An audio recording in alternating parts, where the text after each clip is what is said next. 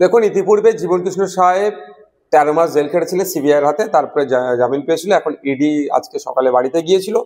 উনি পাঁচিল টপকে পালানোর চেষ্টা করেছিলেন, মোবাইলে ফেলে দিয়েছিল।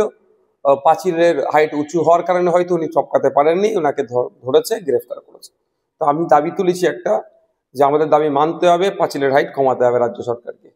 তাছাড়া এগুলো কষ্ট পাচ্ছে, কারণ দুর্নীতির টাকায় তো খেয়ে শরীর স্বাস্থ্য ভালো বানিয়ে ফেলেছে, টপকে পালাতে পারছে না, বারবার অকৃতকার্য হয়ে যাচ্ছে টপকানোর ক্ষেত্রে।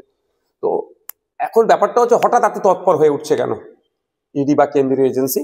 আমাদের একটা সন্দেহ হচ্ছে, নতুন করে বিজেমূলের বাইনারি তৈরি হচ্ছে না তো? যে বিজেপি তৃণমূলের যে বাইনারিটা আমরা ক্রমশ ভাঙতে পেরেছিলাম, মানুষ বুঝতে পেরেছিল যে কিভাবে আমাদের বাড়ির মেয়ে তিলোত্তমাকে খুন করার পরে সিবিআই কেসটা হাতে নেওয়ার পরেও যেন একটা ঝিমিয়ে চলছিল, যথাসময়ে চার্জশিট না দেওয়ার ফলে জামিন পেয়ে গেল সন্দীপ ঘোষেরা। এই সমস্ত বিষয়গুলো আমাদেরকে ভাবছিল।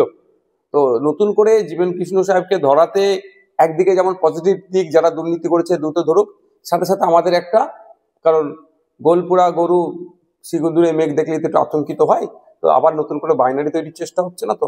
আমরা চাই এই দুর্নীতির সাথে রাঘব বোয়ালগুলোকে খুঁজে বার করুক। এই চুনোপুটিগুলোকে ধরলে হবে না। এরা টাকাগুলো তুলে কোথায় পাঠাতো, কাদের কাছে টাকাগুলো দিত? এদের ক্ষমতা নেই সব টাকাটা হজম করার। যদি ক্ষমতা থাকতো সব টাকাটা হজম করার, তাহলে ওকে দিতে, ওকে অ্যারেস্ট হতে হতো না। কিন্তু যারা হজম করে নিল, যাদের কাছে এরা টাকাটা তুলে পাঠাতো, অর্থাৎ দুর্নীতি করতো, দুর্নীতির টাকাটা পাঠাতো, তাদেরকে খুঁজে বার করা হোক। সেই রাঘব বোয়ালগুলোকে ধরা হোক, ধরে তাদেরকে জেলের মধ্যে রাখা হোক। শিক্ষা একটা পুরো প্রজন্মকে শেষ করে দিচ্ছে দুর্নীতির কারণে। আজকে উচ্চশিক্ষায় শিক্ষিত হতে মানুষের অনীহা। আপনি খোঁজ নিয়ে দেখুন, ক্যালকাটা ইউনিভার্সিটির কথা যদি বলি, প্রায় 50% সিট এখনো খালি রয়ে গেছে, অর্থাৎ ভর্তি হয়নি। কেন? কারণটা কি? উচ্চশিক্ষায় শিক্ষিত হওয়ার যে প্রতি অনীহা, কারণ চাকরি নেই, চাকরি হলে আবার দুর্নীতি হবে।